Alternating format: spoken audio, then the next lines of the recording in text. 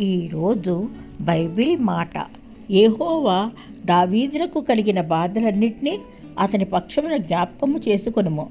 అతడు యెహోవాతో ప్రమాణపూర్వకముగా మాట ఇచ్చి యాకోబు యొక్క బలిష్ఠునికి మొక్కుబడి చేసెను. ఎట్టనగా యెహోవాకు నేనొక స్థలము చూచి వరకు, యాకోబు యొక్క బలిష్ఠునికి ఒక నివాస స్థలము నేను చూచి వరకు, నా నివాస స్థానమైన గుడారములో నేను ప్రవేశింపను. నేను పరుంట మంచం మీదకి ఎక్కను. నా కన్నులకు నిద్ర రానియను, నా కనురెప్పులకు కునికిపాట్లు రానియనెను. అది ఎఫ్రాతాలో నున్నదని మేము వింటిమి. యాయూరు పొలములో అది దొరికెను. ఆయన నివాస స్థలములకు పోదుము రండి, ఆయన పాదపీఠం ఎదుట సాగిలపడదము రండి. యెహోవా లెమ్ము, నీ బలసూచకమైన మందసముతో కూడా రమ్ము. నీ విశ్రాంతి స్థలంలో ప్రవేశింపము.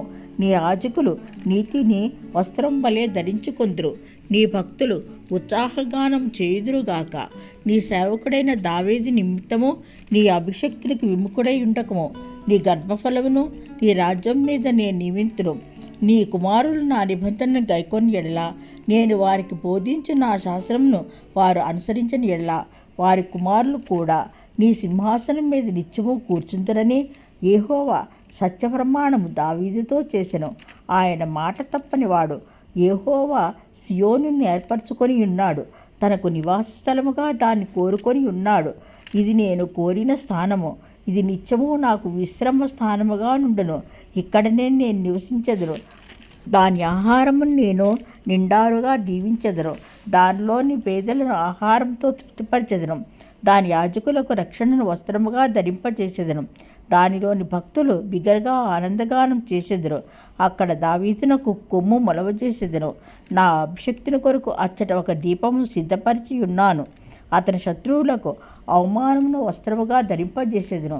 అతని కిరీటము అతని మీదనే ఉండి తేజరిల్లును అనెను. యెహోవా దావీదుని కలిగిన బాధలన్నిటినీ అతని పక్షమున జ్ఞాపకం చేసుకొనుము. అతడు యెహోవాతో ప్రమాణపూర్వకంగా మాట ఇచ్చి యెహోవా యొక్క బలిష్ఠునికి మొక్కుబడి చేశాను.